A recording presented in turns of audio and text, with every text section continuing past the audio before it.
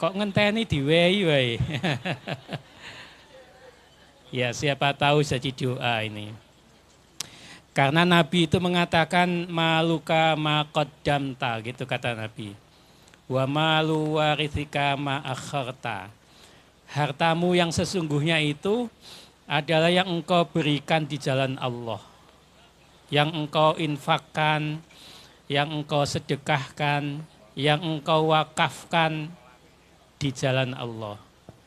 Sementara harta yang kita tinggalkan, harta yang kita tabung, yang kita investasikan dalam banyak bentuk itu kata Nabi bukan harta kita. Tetapi harta yang kita akan wariskan untuk ahli waris kita. Benar apa enggak? Ya. Jadi wa malu warithika ma akharta gitu kata Nabi. Karena itu kalau kita mau nyumbang untuk kegiatan dakwah Islam melalui Muhammadiyah, maka sesungguhnya itu kita yang nanti akan kita bawa kepada Allah. Nah, sementara tabungan kita, rumah kita, kolam renang kita, ada yang punya kolam renang enggak? Yang kecil-kecil itu loh. Ada ya. Itu koboan jenengilaan. Itu bukan harta kita, kata Nabi. Itu adalah harta yang kalau kita wafat, nanti harta itu akan ditinggalkan dan akan menjadi hak ahli waris kita. Karena itu penting beramal itu. Salah satu ajaran yang disampaikan oleh Kiai Dahlan itu adalah ajaran bahwa tangan di atas itu lebih baik daripada tangan yang ada di bawah. Al yadul ulya khairun minal yadis sufla. Tangan di atas itu lebih baik daripada tangan yang ada di bawah. Memberi itu lebih baik daripada meminta-minta. Karena itu maka penting memberi, dan memberi. Saya nggak tahu pimpinan cabang Muhammadiyah, pimpinan cabang Aisyah, Balong Bendo ini termasuk yang kaya, yang menengah, apa termasuk yang al-masakin. Campur itu maksudnya apa Pak? Ya ono sing soge, ya ono sing setengah soge, setengah gak duwe, ya ono sing gak duwe, gitu maksudnya ya, rata berarti. Nah mudah-mudahan ke depan pimpinan cabang Muhammadiyah di Balong Bendo ini akan tumbuh kembang menjadi persyarikatan yang maju. Mudah-mudahan. Amin ya. Amin ya rabbal alamin. Dan semangat Syawalan ini mudah-mudahan jadi semangat kita untuk memperbaiki amal kita, memperbaiki niatan kita dalam berjuang menegakkan Islam melalui Muhammadiyah, melalui Aisyah. Nah itu menurut saya penting sekali. Halal bihalal itu Bapak Ibu, itu kalau dicari rujukannya ke ayat-ayat Al-Quran dan hadis-hadis Nabi, ketemu apa enggak? Ketemu apa enggak? Sebagian kita mengatakan enggak. Karena itu halal bihalal, mudi. Bapak Ibu ada yang enggak mudi enggak? Ada yang enggak mudik ke kampung halaman? Jenengan mboten Pak, enggak punya kampung halaman berarti ya? Oh punya ya? Oh enggak pernah mudik ya? Oh, bojoku tonggoku. Iya. Jadi mudi halal bihalal itu kalau dalam bahasa kampusnya Mas Irji ini, itu disebut sebagai budaya agama. Bukan ajaran agama ya, tapi apa? Budaya agama. Nah dalam kaitan dengan budaya agama itu, jika baik maka kita lakukan. Jika sesuai dengan ajaran Islam, kita pertahankan, kita kerjakan. Tapi kalau enggak sesuai dengan ajaran Islam, ya kita tinggalkan. Begitu cara kita melihat kalau itu adalah budaya agama. Karena tidak ada dasarnya di dalam ayat Al-Quran dan hadis Nabi. Tapi ada yang mengatakan halal bihalal itu ada kaitan dengan ayat qala rabbishrah li sadri wa yassir li amri wahlul 'uqdatam min lisani yafqahu qawli. Nanti Bapak Ibu bisa buka di surat Toha. Surat Toha itu surat keberapa? Surat Toha. Yang tahu boleh pulang dulu, ayo. Durung mangan kon mulai. Surat Toha itu surat ke-20. Ayat 25, 26, 27, 28. Qala rabbis shrahli sadri. Ya Allah, lapangkanlah apa? Lapangkanlah dadaku. Lapangkanlah itu artinya jembarno gitu ya. Karena itu halal bihalal itu dalam bahasa lain Idul Fitri itu kan disebut lebaran. Dalam bahasa orang Medan itu lebaran gitu ya. Karena dadanya harus apa? Lebar. Rabbis shrahli sadri. Luaskanlah atau lebarkanlah dadaku. Orang kalau nggak lebar dadanya itu nggak mau minta maaf dan nggak mau maafkan. Benar apa enggak? Iya, pasti begitu. Kaku orangnya. Wa yassir li amri, dan mudahkanlah urusanku. Wahlul 'uqdatam min lisani. Nah, kata-kata wahlul ini yang dikaitkan dengan halal bihalal itu. Wahlul 'uqdatam min lisani, dan lemeskanlah lidahku. Lemeskanlah itu apa? Lidah itu kaku, kadang-kadang kaku. Untuk minta maaf itu enggak bunyi karena apa? Karena kakunya itu. Kalau ada yang minta maaf, itu enggak mau maafkan karena apa? Karena kaku. Lidahnya kaku. Sehingga enggak keluar ucapan saya minta maaf, ya saya maafkan. Enggak keluar itu. Karena itu kita bermohon kepada Allah, wahlul 'uqdatam min lisani. Dan lemeskanlah atau lunakkanlah lidah, kekakuan lidahku itu. Yafqahu qawli. Supaya apa? Supaya orang-orang itu bisa memahami apa yang aku katakan. Bapak Ibu, doa ini doa Nabi siapa?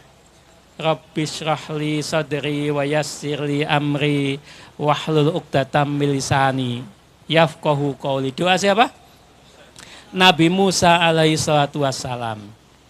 Ketika Nabi Musa diutus oleh Allah untuk berdoa ke Bani Israel, itu Nabi Musa berdoa dengan doa tadi itu.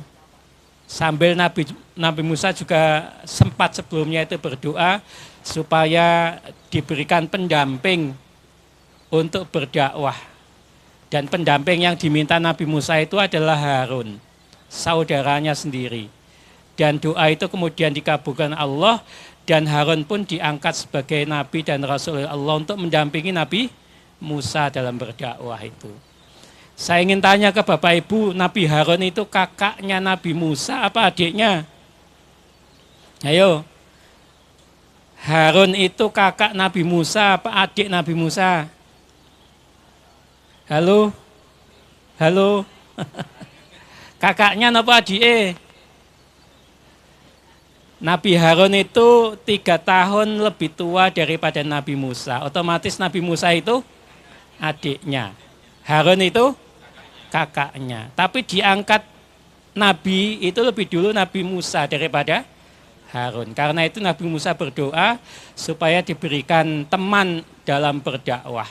Nah, ketika diperintah berdakwah ke Bani Israel itu, Nabi Musa itu berdoa dengan doa tadi itu supaya dimudahkan dalam berdakwah, supaya lidahnya yang kaku itu dilemeskan oleh Allah Subhanahu wa taala. Dilancarkan dalam bertutur kata. Ada tafsir yang mengatakan Nabi Musa itu dulu waktu kecil kan hidup di lingkungan Fir'aun ya. Coba lihat sini, jangan lihat yang kanan kirinya ya kalau saya sebut Fir'aun ya. Enggak enak. Jadi Nabi Musa itu waktu kecil kan hidup di lingkungan istana Fir'aun. Nah, ketika itu Fir'aun kan, mohon maaf masih jenggotnya itu panjang. Nggih. Lalu kemudian oleh Musa, waktu Musa kecil itu jenggot Fir'aun itu ditarik gitu ya. Ditarik lalu kemudian Fir'aun itu merasa sakit, marah, dan menduga Musa ini bukan bayi sembarangan. Musa ini adalah calon orang hebat gitu. Dan karena itu maka kemudian Fir'aun itu menguji Musa kecil itu dengan dua benda. Yang satu itu kurma, satunya lagi itu bara api. Bara api itu bahasa Indonesianya, bahasa Jawanya apa? Geni ya. Mowo ya. Kayak yang dipakai serika itu ya. Nah, satunya kurma. Tangan Musa itu hampir saja ambil kurma. Lalu kemudian dibelokkan oleh malaikat untuk ambil apa? Mowo tadi itu. Lalu kemudian mowo itu dimakan oleh Musa dan lidahnya kemudian jadi kaku karena itu. Dan ini satu tafsir. Tapi tafsir yang lain itu mengatakan bukan begitu riwayatnya. Tapi doa Nabi Musa itu berarti bahwa Nabi Musa itu ketika diminta dakwah ke Bani Israel itu umat yang sangat terampil berbahasa Ibrani. Bapak Ibu kalau saya sebut bahasa Ibrani ngerti ya? Bahasa Ibrani itu bahasa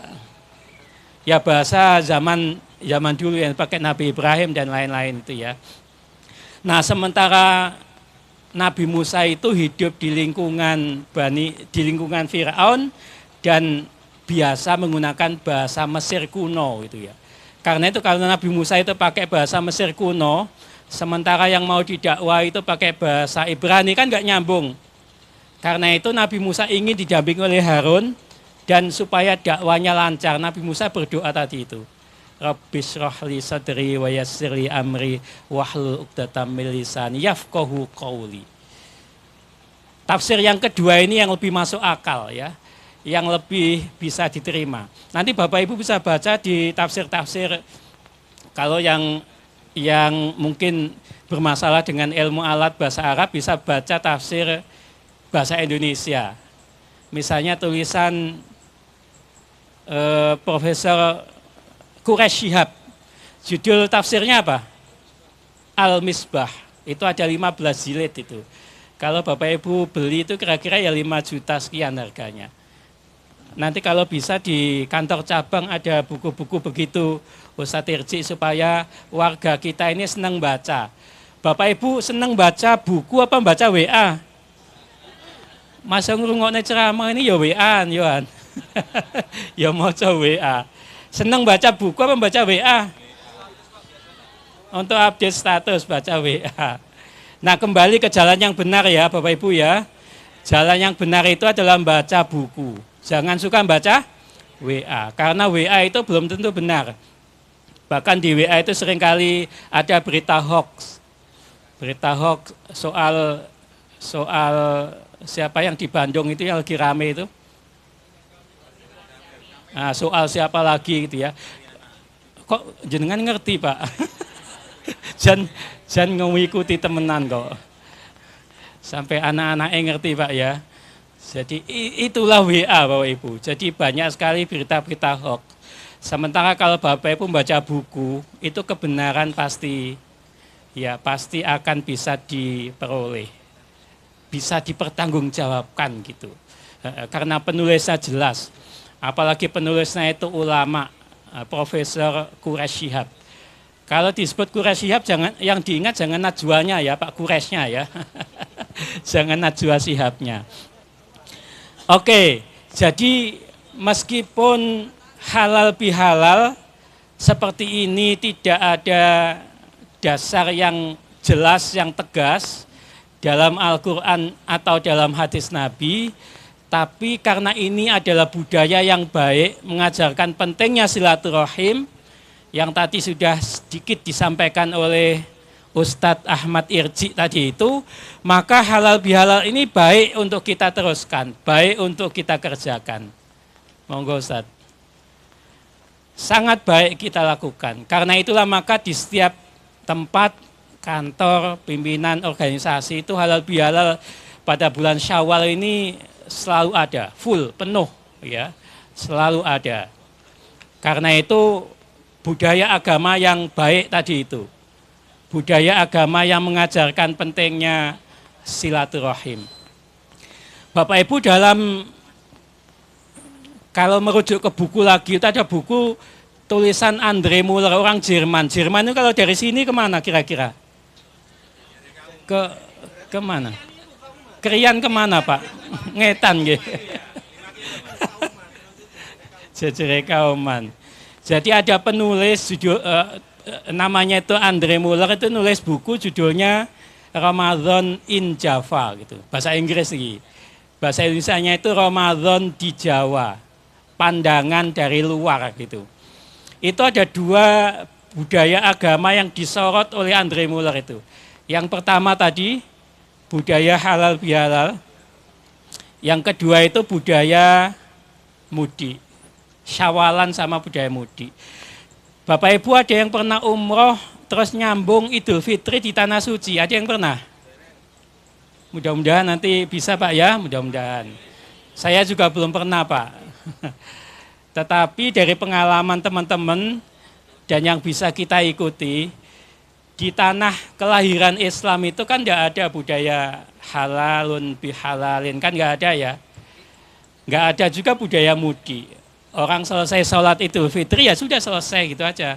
Kalau mau makan ya makan. Jadi nggak ada saling mengunjungi, nggak ada pulang kampung, tidak ada. Di tanah kelahiran Islam.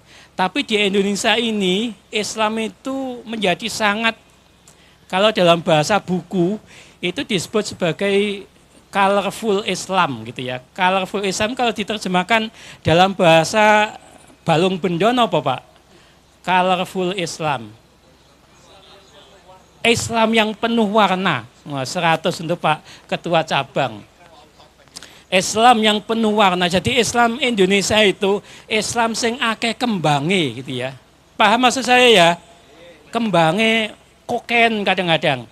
Sehingga kadang-kadang itu ajaran Islamnya sendiri itu enggak kelihatan. Karena terlalu banyak kembangnya. Yono syawalan halal bihalal seperti ini.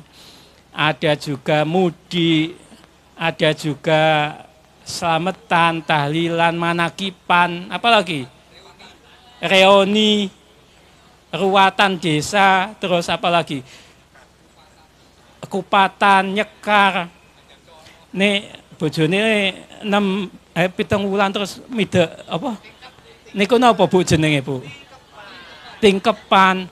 Nah, itu namanya budaya agama tadi itu. Atau dalam istilah lain itu popular religion. Nah, popular religion pakai bahasa Inggris enggak apa-apa ya. Ngerti kabeh iki ben ketok intelek ngono lho, Pak. Popular religion itu artinya agama populer. Nah, agama populer itu agama yang dikerjakan oleh banyak orang. Tapi kalau dicari rujukannya itu mungkin tipis-tipis, ya tipis-tipis. Ada yang sama sekali nggak berkaitan. Nah sama dengan tadi itu halal bihalal itu kalau dicari-cari rujukannya itu bisa dikaitkan dengan doa siapa tadi itu? Nabi Musa tadi itu. Rabbis shrahli sadri wa yassirli amri wahlul itu kata-kata yang ada kaitan sama halal bihalal. Karena itu di hari halal bihalal seperti ini saling memaafkan itu menjadi penting. Saling bermohon maaf, saling maafkan itu menjadi penting. Dan karena itu maka dadanya harus apa? Jembar, harus lebar. Kata orang Medan harus lebaran gitu ya. Horas lebaran gitu ya. Saya pernah 2 tahun di Medan karena itu sedikit banyak tahu bahasa Medan. Harus lebar. Dulu Pak Malik Fajar, kenal nama itu ya Bapak Ibu ya? Pak Malik Fajar almarhum, Allahu yarham, itu pernah memberi nasihat pada kami di PWM waktu kami diundang. Jadi dulu Pak Malik Fajar itu waktu masih hidup, beliau itu punya kebiasaan sebulan sekali itu ngundang PWM datang ke UMM. Nah, biasanya beliau sambil udut gitu ya. Beliau itu kan ahli syuro ya. Syuro itu maksudnya nyusu rokok itu loh Pak. Atau ahli sunni. Sunni itu nyusu apa? Nyusu geni. Jadi Pak Malik Fajar Al-Hisab. Pak Malik Fajar itu mengatakan dadi wong Islam iku, dadi wong Muhammadiyah iku sing luas dan luwes, katanya begitu. Sing luas dan luwes, supaya jembar tadi itu. Sing luas. Luas itu maksudnya luas ilmunya gitu ya. Karena itu dadi wong Muhammadiyah itu penting, banyak baca buku itu penting. Harus baca buku. Muhammadiyah itu masyarakatnya dikenal literate society. Bahasa Inggris meneng nggak apa-apa ya. Literate society itu masyarakat yang senang baca, senang nulis. Sama dengan ibu bapak senang baca WA, senang nulis status. Lagi di rumah makan, apa jenenge iki? Singgasawa. Lagi menikmati hidangan yang disiapkan oleh ketua cabang Muhammadiyah Balong Penjo gitu ya. Cek gitu terus dikirim ke apa? Ke Facebook, ke Instagram, kemana gitu ya. Kalau kita ini luas, kata Pak Malik, luas. Luas itu artinya luas ilmunya, luas pergaulannya, wawasannya luas, bacaannya banyak. Maka ia akan menjadi luas. Akan luas. Menyikapi perbedaan, nggak kaku. Nggak kuper. Nggih, mboten kuper. Lidahnya tadi itu nggak kaku. Lancar gitu. Kalau luas menjadi luas. Saya dulu waktu COVID 2020, kalau nggak salah tanggal 31 Desember nggak salah, 2020 itu pernah nulis di Jawa Pos, judulnya itu persis. Luas dan luas dalam beragama. Nanti kalau Bapak Ibu lagi online, ketik luas dan luas dalam beragama, lalu sebut nama saya 3 kali. Nanti akan keluar tulisan itu. Saya kutipkan pernyataan Pak Malik itu. Menjadi orang Islam itu harus luas dan luas. Menjadi orang Muhammadiyah itu harus luas dan luas. Kalau enggak luas dan luas, itu ranting Muhammadiyah kita enggak akan berkembang. Ya 6 wae. Ya 8 wae gitu ya Pak Irji ya. Tapi kalau kita ini luas, pergaulan kita luas, bisa diterima oleh banyak kalangan. Maka kalau ada iktikat untuk mendirikan ranting baru, ini kita akan mudah diterima karena kita ini luas dan luas. Luas enak gitu. Enak. Karena itu bismillah menjadi luas dan luas dalam beragama, dalam bermuhammadiyah. Kata anak muda kalau ono koncoe sing apa kaku, muring-muringan, iku kan arek-arek terus ngomong, oh arek iki kurang piknik iki. Bener nggak gitu? Kurang piknik kata. Nek ono tonggoe sing suka nyalah-nyalahkan, nah itu biasanya tonggo liyane ngomong, oh wong iku kurang piknik. Piknik itu bahasa lainnya apa? Kurang rekreasi, kurang dolen. Nah, kurang apa? Healing. Healing bahasa Inggris ternyata ya. Hebat berarti ya. Maju ya punya cabang balong dia.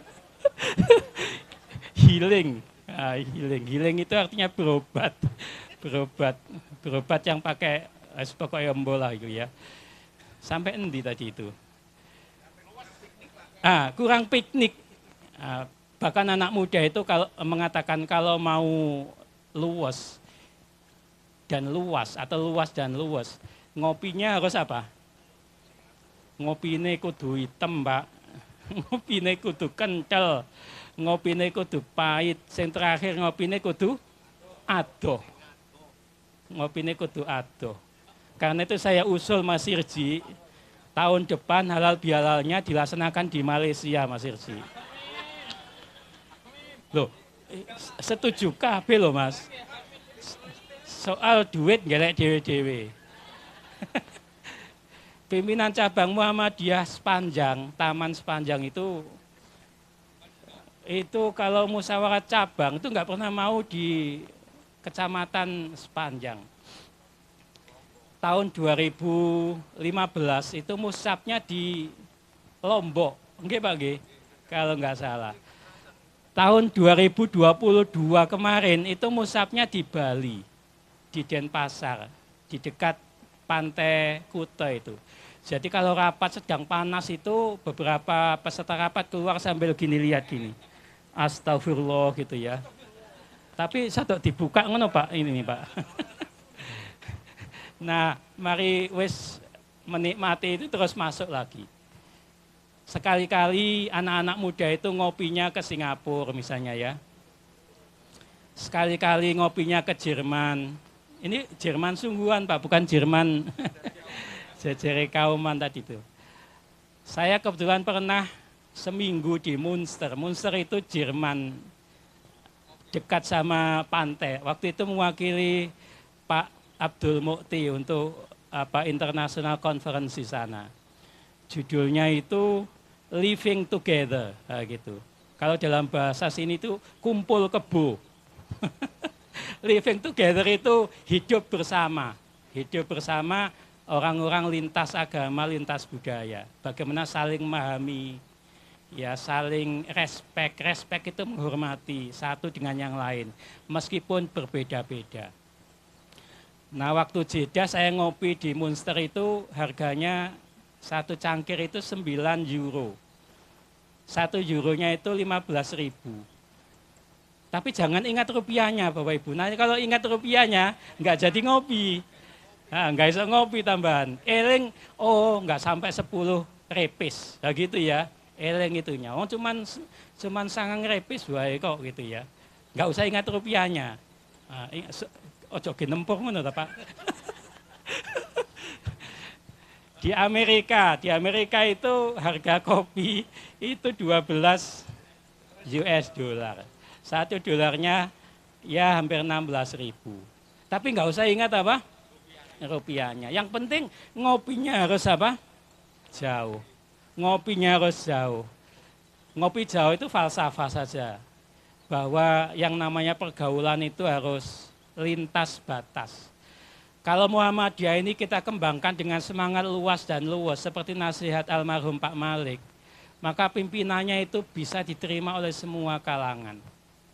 Mungkin Bapak Ibu pernah dengar cerita Pak R. Farudin ketika ngimami traweh di Jombang Tebuireng. Kan malam Ramadan itu Pak AR itu diundang oleh Gus Dur. Ketua Umum PBNU masa itu, Pak R masih Ketua Umum PP Muhammadiyah. Dulu namanya Ketua PP Muhammadiyah, belum ada umumnya. Zaman Pak R itu. Nah karena yang ngundang itu Gus Dur, Pak R datang. Karena pas malam hari, lalu kemudian Gus Dur itu meminta kesediaan Pak R untuk menjadi imam sholat traweh bagi ribuan santri Tebuireng itu. Nah karena yang minta itu Gus Dur, Pak R mengatakan, nggih, baik Gus Dur, saya akan ngimami sholat traweh. Nah karena kebiasaannya di situ sholat tarawihnya itu 23 rakaat, ini bagusnya imam seperti Pak AR itu, karena imam itu harus tahu kebiasaan apa? Makmumnya. Kata Pak AR, hadirin Bapak Ibu, adik-adik mau sholat tarawih ala Muhammadiyah 11 rakaat, apa ala NU yang 23 rakaat? Jawaban mayoritas yang hadir apa? Jawaban mayoritas yang hadir itu adalah 23 rakaat. NU kok dilawan gitu ya. Itu tambahan saya Pak itu. Tambahan saya itu. 23 rakaat gitu. Nah Pak R dengan senyum khasnya itu mengatakan, baik, malam ini saya akan imami sholat taraweh 23 rakaat. Bapak Ibu kebayang nggak ada seorang ketua Muhammadiyah ngimami sholat taraweh di mayoritas orang NU dengan 23 rakaat. Kebayang nggak? Kalau sekarang gitu mungkin ketua Muhammadiyah itu gembuk mungkin ya. Karena diserang lewat media sosial luar biasa. Dianggap ini, dianggap itu. Tapi itulah hebatnya Pak AR itu, bisa menjelaskan. Lalu kemudian Pak AR dengan gaya khasnya, salat gaya Muhammadiyah, bacaannya tartil, enak, seperti Qori tadi itu. Lalu kemudian ada tumak ninah yang cukup, sampai jam 9 malam itu baru dapat 8 rakaat. Padahal biasanya jam 8 itu selesai 23 rakaat. Sampai makmum itu umek itu apa? Oh kemeng wis rasan-rasan. Ketoke salah imame kita ini katanya gitu ya. Jam 09.00 wis 8, biasanya jam 8 wis oleh teko omah wis udut gitu ya. Nah Pak R dengar itu rasan-rasan itu, lalu kemudian Pak R menengok menanya. Sekarang kita udah jam 9, saya tahu tadi itu ada yang ume-ume, opo gitu ya. Nah hadirin mau kita lanjut witir, berarti sholat kita 11 rakaat, atau mau lanjut 23 rakaat. Maka hadirin spontan mengatakan witir gitu ya.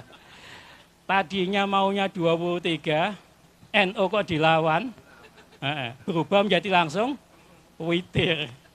Jadi yang 23 berubah menjadi 11 rakaat. Selesai sholat tarawih, lalu Gus Dur pidato. Kata Gus Dur, baru hari ini ada satu orang Muhammadiyah itu bisa memuhammadiyahkan ribuan orang NO. Sak pondok. Gara-gara sholat tarawih yang 23 biasanya berubah menjadi 11 rakaat. Pak R itu figur yang sangat baik untuk memahami bagaimana seorang pemimpin itu harus luas dan luas tadi itu. Alus, luas, nek ngendikan yo enak, pakai basa yang nggih ya. Sampai nyurati ke Paus, waktu Paus datang ke Indonesia itu pakai bahasa kromo inggil. Itulah Pak R. Nyurati Pak Harto juga pakai bahasa kromo inggil. Bahkan ketika ngurus SIM, itu oleh polisi kan diminta untuk melewati jalan berkelok itu, karena biasanya dipasang jebakan-jebakan itu ya. Lalu kemudian Pak R sepedanya itu dituntun sama Pak R. Lalu polisi mengatakan, Pak Kiai dinaiki sepedanya. Ini bagian dari ujian. Lalu Pak R mengatakan, kalau nanti di jalan ada begini ya saya tuntun gitu ya. Kata polisinya, udah polisinya udah diem aja polisinya. Wong Kiai kok dilawan ya kan. Nanti kalau di jalan itu ada jebakan begini, ya saya tuntun, kata Pak AR. Ya itulah Pak R. Kritik pada seseorang itu dengan sangat apa?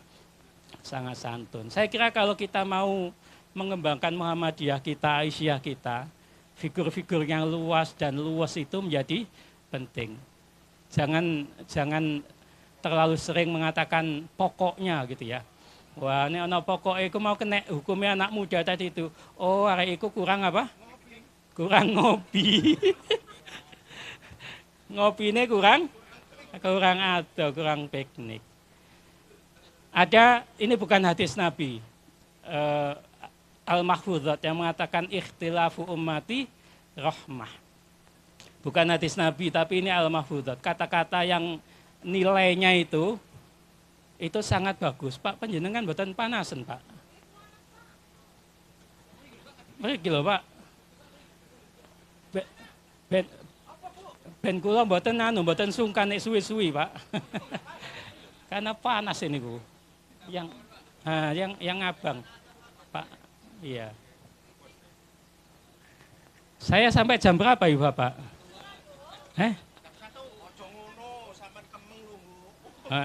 Keringgingan Pak ya. Keringgingan. Apa Maria ya Pak ya? Sampai endi mah Pak aku Pak. Jadi ada pernyataan yang mengatakan ikhtilafu ummati rahmah. Perbedaan di kalangan umatku itu adalah rahmat. Tapi Muhammad Asad ya, Muhammad Asad. Nama sebelum masuk Islam itu namanya Leopold Weiss. Itu orang Austria. Austria itu kalau dari sini kemana Pak? Ngetan atau mendukur Pak? Tiang Austria itu memahami pernyataan ikhtilafu ummati rahmah itu dengan mengatakan perbedaan di kalangan umatku yang terpelajar, yang terdidik, dalam bahasa Pak Malik yang luas dan luas tadi itu yang akan menjadikan perbedaan itu sebagai rahmat. Tapi kalau yang berbeda pendapat itu bukan orang yang terdidik, perbedaan itu akan menjadi apa? Akan menjadi bencana, akan menjadi persoalan. Saya nggak tahu Idul Adha kita nanti potensi beda apa sama Ustadz Irji? Kalau saya lihat pengumuman Muhammadiyah itu hilalnya masih sangat ketinggiannya masih sangat kecil 1,2 berapa begitu. Kalau misalnya ada perbedaan, ya perbedaan itu harus disikapi dengan luas dan luas tadi itu. Nggak usah nyala-nyalakan. Sudah biar sama-sama mengerjakan apa yang diyakini ya sebagai bagian dari kebenaran. Nah, Ibu Bapak yang dirahmati Allah, ajaran lain yang berkaitan dengan halal bihalal itu mudi tadi itu. Mudi. Udi itu apa artinya? Kalau Bapak Ibu buka Kamus Umum Besar Bahasa Indonesia KUBI, udi itu artinya orang kampung, wong kampung, wong desa. Kampung halaman. Karena itu kalau mudi itu artinya menuju ke kampung halaman. Saya ini orang Bangladesh, bangsa Lamongan desa. Enggak Pak, enggak ngerti Pak. Saya itu ketemu sama Mas Irji ya ning IAIN itu. Jadi sama-sama Bangladesh. Jadi kalau mudik ya ke Lamongan sana, ke LA, Los Angeles ya. Lamongan aslinya pakai shot ya Pak ya, asli ya. Iya. Jadi mudik ke sana. Bapak Ibu mungkin punya kampung, ada yang nggak punya kampung. Yang punya kampung pasti akan mudik.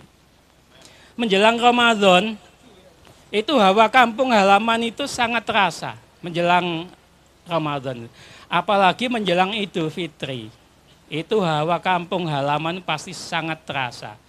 Karena itu bagi orang yang nggak mudik, itu seringkali merayakan Idul Fitri itu dengan penuh apa? Ya dengan penuh kenelongsoannya. Nelongso itu bahasa Indonesianya apa? Sakno, melas, kadang-kadang berbesmili, nangis dan lain. Tapi yang mudik itu menikmati Ramadan, menikmati Idul Fitri dengan sangat membahagiakan. Seperti orang itu kalau mudik itu selalu ada energi baru.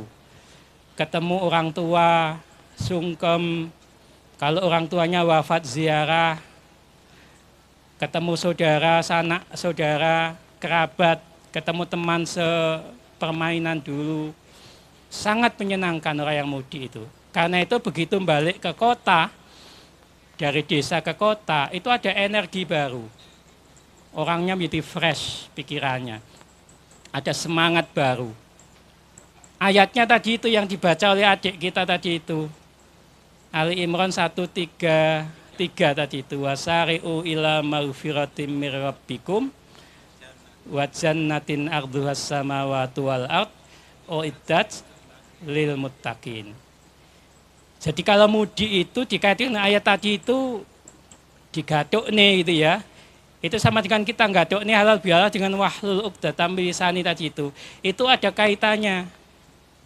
Ayat tadi itu ajaran mudik, tapi mudiknya itu bukan mudik ke kampung halaman. Tapi mudiknya itu ke kampung akhirat. Wasari'u ila maghfiratim mir rabbikum wa jannatin ardhuhas samawati wal ard uiddat. Jadi perintah supaya kita ini bersegera untuk mudik. Mudiknya kemana? Kepada ampunan Tuhan. Untuk apa? Untuk mendapat surga Allah. Dan surga Allah itu luasnya seluas langit dan bumi. Jadi kalau kita mudik ke kampung halaman, saya ingin tanya Bapak Ibu yang mudik ke kampung halaman, persiapannya repot apa enggak? Enggak usah barang kabeh. Iya. Masuk kasur barang Pak. Enem. Pokoknya intinya mudik ke kampung halaman itu serba repot. Tapi orang menikmati. Nah Bapak Ibu bisa bayangkan bagaimana kalau mudik ke kampung akhirat. Itu pasti butuh persiapan yang luar biasa. Karena itu menjadi penting beramal itu. Bahkan dipesankan dalam Al-Mahfuzat yang mengatakan laisal id liman labisal jadid walakinnal id liman taqwahu yazid.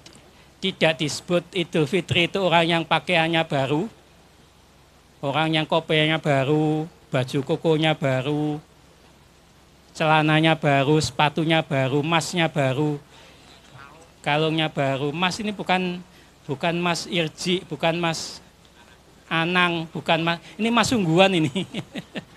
Ini Mas Sungguhan yang sekarang harganya 2 juta lebih itu ya. Jadi tidaklah disebut orang yang beridul fitri itu orang yang pakaiannya baru. Tapi orang yang idul fitri itu adalah liman taqwahu yazid. Orang yang ibadahnya, bertakwanya itu bertambah, meningkat.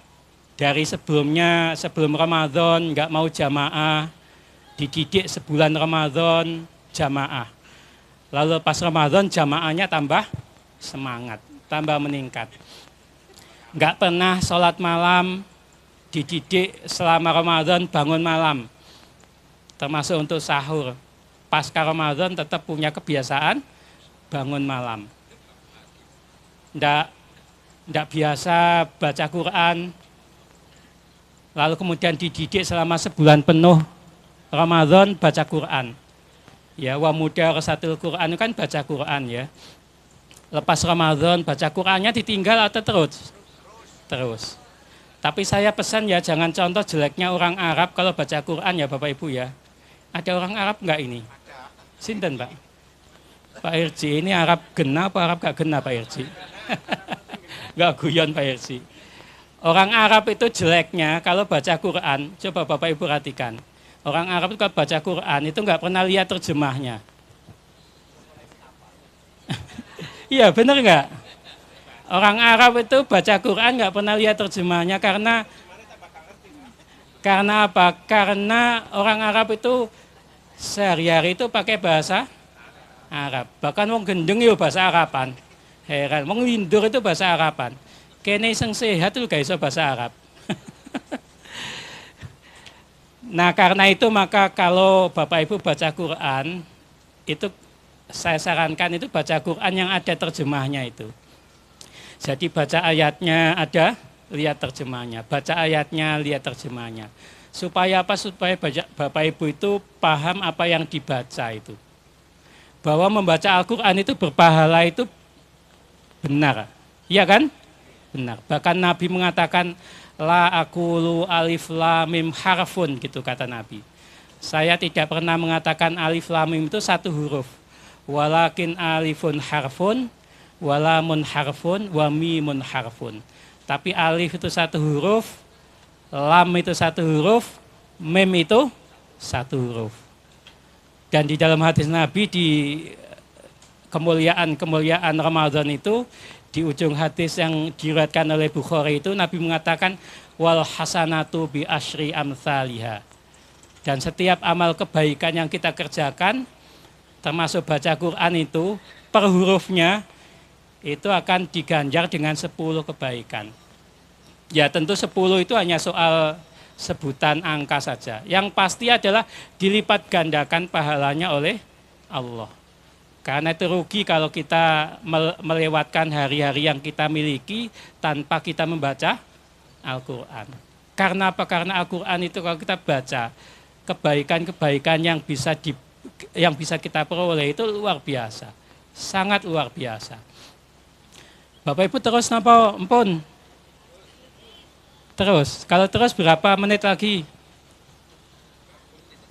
20 menit, 15 menit. Non? Oh pasti pinten. Saya enggak enak karena sebagian udah berdoa. Bismika Allahumma ahya. Atau berdoa Allahumma barik lana fima razaqtana. Tapi belum ada makannya ibu Bapak. Makme wis siap dereng Mas? Oh wis ya. Nah terakhir supaya enggak lama. Kita lanjutkan ayat yang dibaca qori kita tadi itu, apa ayatnya? Uiddatil muttaqin alladzina yunfikuna fis-sarra wad-dharra. Orang yang bertakwa itu orang yang semangat hidupnya itu nyahnyo. Nyahnyo itu bahasa Indonesianya apa? Apa? Belobok. Belobok itu bahasa apa toh Pak? Loman Bu. Sampeyan aja nemen desa itu Bu. Loman Bu, loman. Blobo bener nggih, blobo. Oh. Iya loman Bu, loman blobo ya lah, blobo. Loman dermawan, nyahnyo. Jadi kalau ada ketua takmir belum ngomong apa-apa itu udah nyoh gitu ya. Kalau ada kepala sekolah datang ke rumah jenengan bahwa belum ngomong itu wis nyoh gitu ya. Itu wong sing nyah-nyoh tadi itu. Oh, kepala sekolah. Oh ya Allah, makanya ngomong. Berarti biasa nggawa proposal ya. Ngapunten Bu, ngapunten. Halal bihalal Bu niki Bu. Jadi nyah-nyoh baik dikala sedang senang maupun sedang susah. Baik dikala sedang banyak uang atau sedang tidak ada uang. Hidupnya nyah-nyoh tadi itu. Lalu kemudian wal kadhiminal ghaidha, itu artinya orang yang bisa menahan apa? Amarah. Orang yang bisa menahan amarah. Al-kadhimina itu sama dengan kalau kita menuangkan air ke ember. Tahu ember ya? Terus mau penuh, itu ember itu harus ditutup supaya airnya tidak tumpah. Nah, kalau kita sedang marah, itu supaya marah kita ini tidak diekspresikan dengan bahasa-bahasa kebun binatang itu, maka harus ditahan, harus ditekan. Itu namanya al-kadhiminal ghaidha. Ditutup. Jadi kalau ada orang yang berbuat salah pada kita, orang yang zalim menyakiti kita, maka tahan amarah. Jangan balas dengan kemarahan yang serupa, dengan kezaliman yang serupa. Lalu yang kedua, kalau ada orang yang menyakiti kita, level pertama kan menahan marah ya. Level keduanya itu wal afina anin nas, memaafkan. Jadi level kedua, orang yang derajat kemuliaan yang pertama tadi itu menahan marah, yang kedua itu mau memaafkan. Nah, yang paling baik itu adalah wallahu yuhibbul muhsinin, orang yang berbuat ihsan. Dalam pengertian ini adalah membalas keburukan itu dengan kebaikan. Berbuat baik pada orang yang pernah menyakiti kita, itu namanya muhsin. Orangnya muhsin, ihsan perbuatannya, ihsan. Jadi membalas keburukan dengan kebaikan. Berbuat baik pada orang yang pernah menyakiti dirinya, itu namanya ihsan. Level yang paling tinggi. Saya ingin nanya ke Bapak Ibu, kira-kira itu gampang apa sulit? Angel nggih? Karena itu swarga ganjarane. Nek gampang itu ganjarane kipas angin. Hadiahnya kipas angin nek gampang itu. Atau hadiahnya sepeda yang biasa dibagi-bagi Pak Presiden yang dulu itu ya, sepeda. Tapi karena ganjarannya ini surga Allah, maka Allah pun menjanjikan orang-orang yang mau makomnya tinggi itu dengan surga yang luasnya tadi seluas langit dan bumi itu. Ada enggak contohnya? Ada enggak contohnya orang yang mau berbuat baik pada orang yang pernah menyakitinya? Ada enggak contohnya? Bapak Ibu pernah nonton film Buya Hamka? Pernah ya? 1 dan 2. Saya pernah yang pertama, saya pernah nonton. Pernah Bu? Jenengan kok wedi ngono Bu? Jadi Buya Hamka itu nanti Bapak Ibu baca novel, bukan novel. Buku judulnya Ayah yang ditulis oleh Irfan Hamka. Irfan Hamka itu salah satu anak Buya Hamka. Judulnya Ayah titik gitu. Kisah tentang Buya Hamka. Itu buku yang sangat bagus. Saya kalau baca itu seringkali mewek itu apa? Sedih, nangis. Padahal saya termasuk yang jarang bisa nangis. Karena baca buku Ayah itu seringkali mewek. Ada tiga kisah yang bagus dari buku itu. Pertama, Buya Hamka kaitannya dengan Pak Karno. Jadi suatu malam itu Buya Hamka itu pernah dijemput oleh 3 orang. Dikira mau mengundang ceramah halal bihalal di PCM Balong Bendo ini. Ternyata Buya Hamka itu diambil paksa, terus tanpa proses pengadilan, itu lalu dijebloskan ke tahanan. Di sebuah rumah tahanan di Bekasi.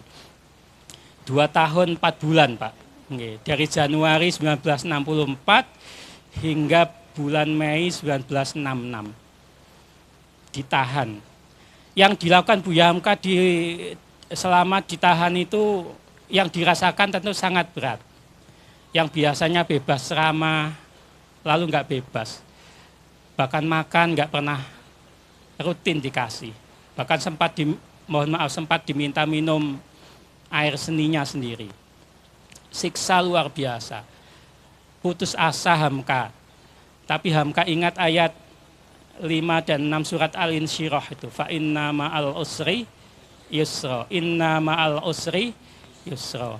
Maka sesungguhnya bersama kesulitan itu ada kemudahan. Sesungguhnya bersama kesulitan itu ada kemudahan. Diulang oleh Allah 2 kali itu. Bersama satu kesulitan itu ada 2 kemudahan. Ada banyak kemudahan.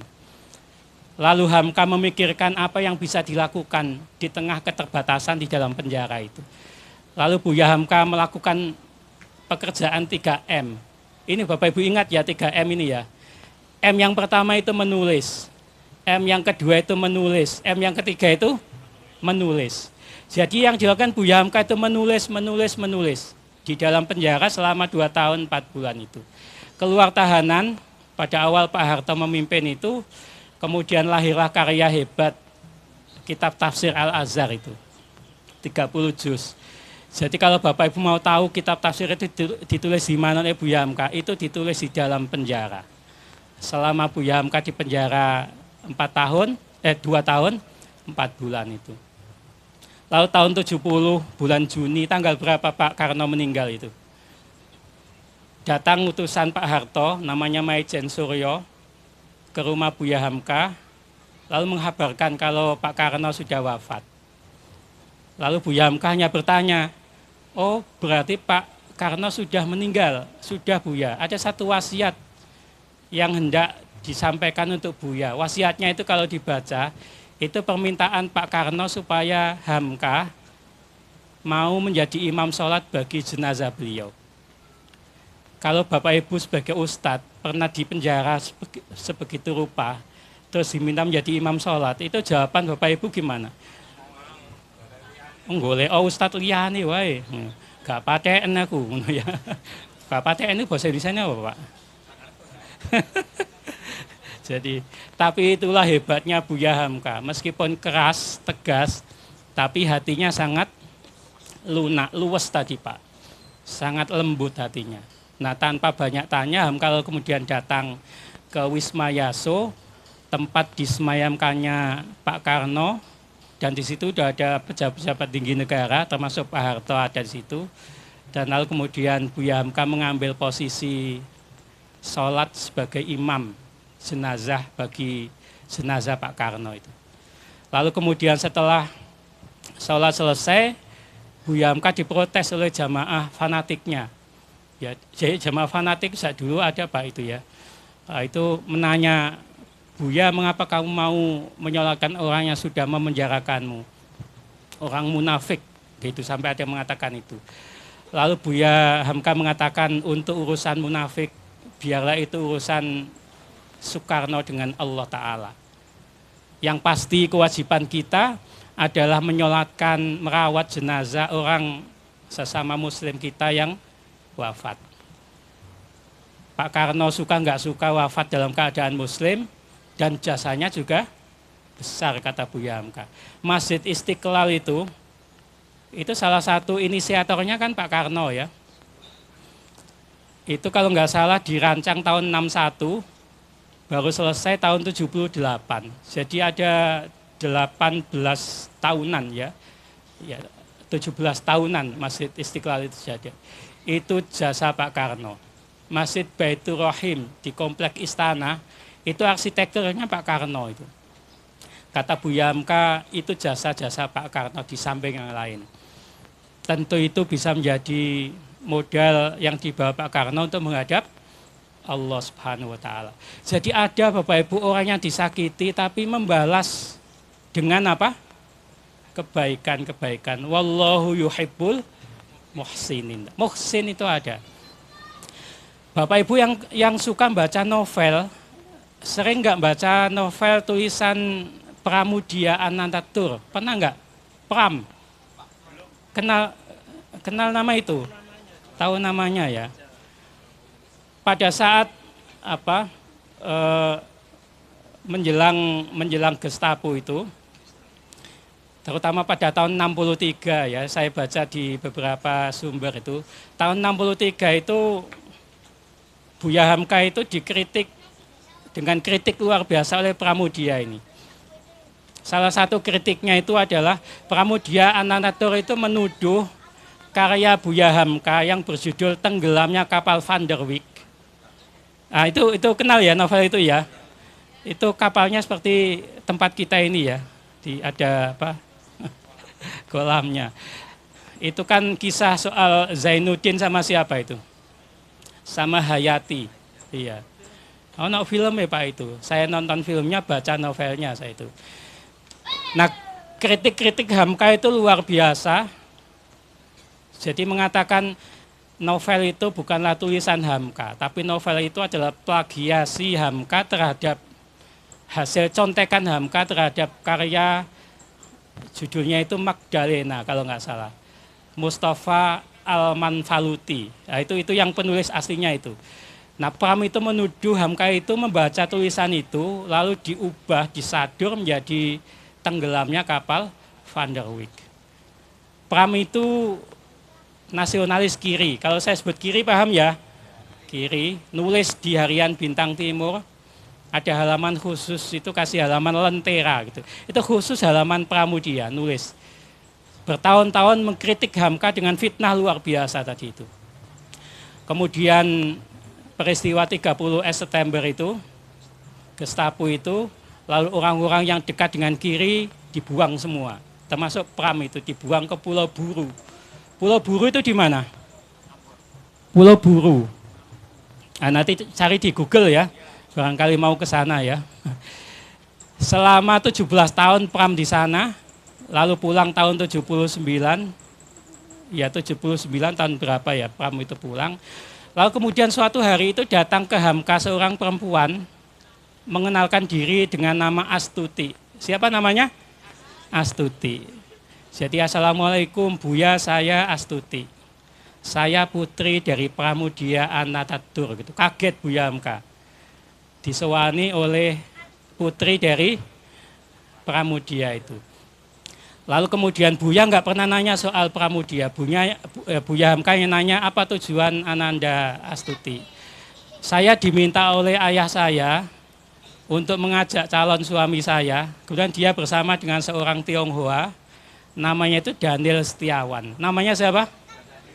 Diingat-ingat ya, nanti kalau pulang supaya ingat ceramah ini ya. Daniel Setiawan. Nanti ada pertanyaan-pertanyaan enggak Pak Irji? Kuis. Namanya Daniel Setiawan. Ini Tionghoa calon suami saya Buya. Dan calon suami saya ini belum muslim.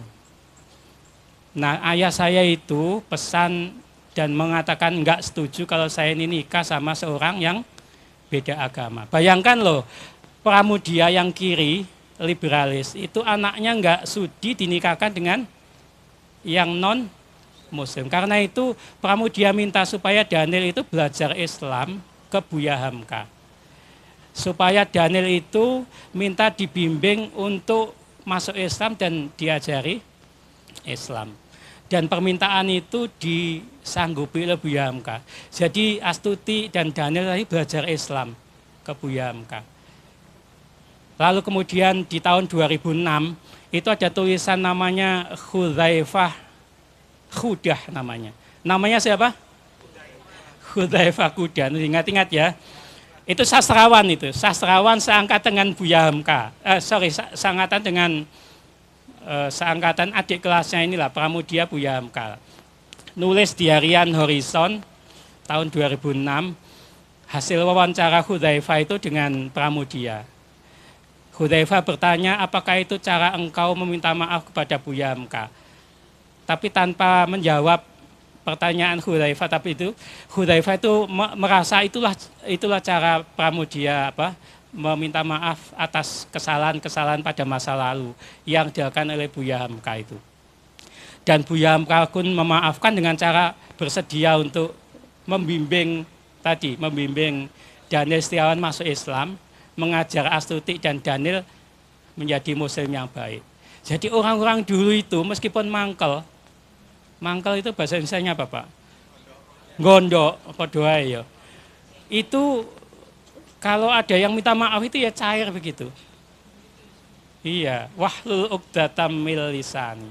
Nah, kisah kisah ketiga yang terakhir ini, benar-benar terakhir ini. Terakhir ini. Yang ketiga Bapak Ibu kenal nama Muhammad Yamin. Siapa Pak itu Pak? Balung Bendo Gang Pinten Pak. M. Yamin itu salah satu perumus Pancasila. Buya Hamka itu pernah bersih tegang dengan Muhammad Yamin. Salah satu pemicunya itu Buya Hamka mengusulkan supaya Indonesia itu asas negaranya itu Islam. Dasar negaranya itu. Lalu usulan Buya Hamka itu ditolak oleh Yamin. Lalu mungkin kata-katanya sangat keras. Sehingga kemudian Buya Hamka menjadi tersinggung dan agak marah. Dan pertentangan antara Yamin dengan Buya Hamka itu didengar oleh orang-orang di kampung halaman Pak Yamin Pak Yamin kan sama-sama dengan Buya Hamka di Sumatera Barat ya, sama orang awak, sama-sama orang awak itu. Sampai orang asli sana itu punya nazar, nanti kalau Yamin meninggal, lalu minta tolong jenazahnya dimakamkan di kampung halaman ini, maka kita tolak gitu ya. Kita tolak. Itu nazar orang di kampung halaman Pak Yamin itu. Karena mereka sangat tidak suka, sangat mangkel, gara-gara Buya Hamka yang sangat dicintai itu dikata-katai dengan kata-kata yang tidak elok, tidak baik. Nah kemudian Bapak Ibu di ujung kisah itu ketika Yamin ada saat-saat sulit nazak. Kan kadang-kadang kalau kita lihat ada saudara-saudara yang proses meninggalnya lama, sulit, ada ya. Kan selalu kita cari, kira-kira ada enggak ya salah dia sama siapa begitu ya. Nah keluarganya itu ingat Yamin itu pernah bersih tegang luar biasa dengan Hamka. Lalu kemudian keluarga Pak Yamin itu minta pertolongan ke Khairul Saleh namanya. Kalau saya sebut nama Khairul Saleh, Bapak Ibu ingat siapa? Khairul Saleh itu dulu pernah menjadi Perdana Menteri Indonesia, pernah menjadi Menteri Perindustrian di era Pak Harto itu. Kalau Perdana Menteri itu di era Pak Karno ya. Dimintai tolong oleh Bu Yamin supaya menghadap Buya Hamka, menceritakan Pak Yamin sekarang sedang sekarat dan kesulitan wafat. Dalam bahasa kita gampangnya begitu. Dan minta kesediaan Buya Hamka untuk datang ke kamar di mana Pak Yamin itu dirawat. Dan permintaan itu Bapak Ibu itu langsung diamini oleh Buya Hamka. Jadi Buya Hamka langsung datang ke kamar Pak Yamin di salah satu kamar di rumah sakit, sekarang namanya RSPAD namanya, Rumah Sakit Angkatan Darat itu. Dulu Pak Yamin dirawat dan Hamka kemudian langsung ke kamar Pak Yamin itu. Lalu kemudian di bawah bimbingan Hamka, Pak Yamin ini dituntun dengan mengucap kalimat thayyibah itu la ilaha illallah. Jadi Yamin itu akhirnya meninggal itu dalam genggaman Hamka begitu. Dalam genggaman tangan Hamka meninggal. Lalu kemudian setelah Yamin meninggal, lalu kemudian Pak Suryo, Maijen Suryo mengatakan, Buya ada satu lagi permintaan Pak Yamin yang mohon dengan sangat supaya Buya mau mengabulkan. Apa permintaannya gitu ya. Pak Yamin punya keinginan supaya jenazahnya itu dimakamkan di kampung halaman tadi itu. Padahal orang-orang di kampung halaman sudah apa tadi? Menolak. Tidak mau pokoknya. Lalu kemudian Buya Hamka itu mengawal jenazah Pak Yamin itu. Bapak Ibu pasti merasakan bagaimana suasana kebatinan itu ya. Dan karena jenazah Pak Yamin itu yang mengawal adalah Buya Hamka, ulama yang sangat disegani di kampung halaman Pak Yamin itu, maka jenazah Pak Yamin pun diterima dengan baik. Jadi keburukan dibalas dengan apa? Kebaikan. Kejahatan dibalas dengan kesolehan. Jadi kalau Bapak Ibu tanya, ada enggak contohnya? Banyak Bapak Ibu. Salah satu yang bisa kita baca, kisah soal Hamka dalam buku siapa tadi? Dalam buku judulnya Ayah. Tulisan siapa? tulisan Irfan Hamka. Mudah-mudahan sepulang, saya ini enggak dodolan buku, enggak ya, tapi suka baca saja. Mudah-mudahan sepulang ini nanti Bapak Ibu bisa baca beberapa buku yang saya sampaikan tadi itu. Itu yang ingin saya sampaikan. Sekali lagi saya ingin mengucapkan taqabbalallahu minna wa minkum wa ja'alana minal aidina wal faizin. Mohon maaf lahir dan batin.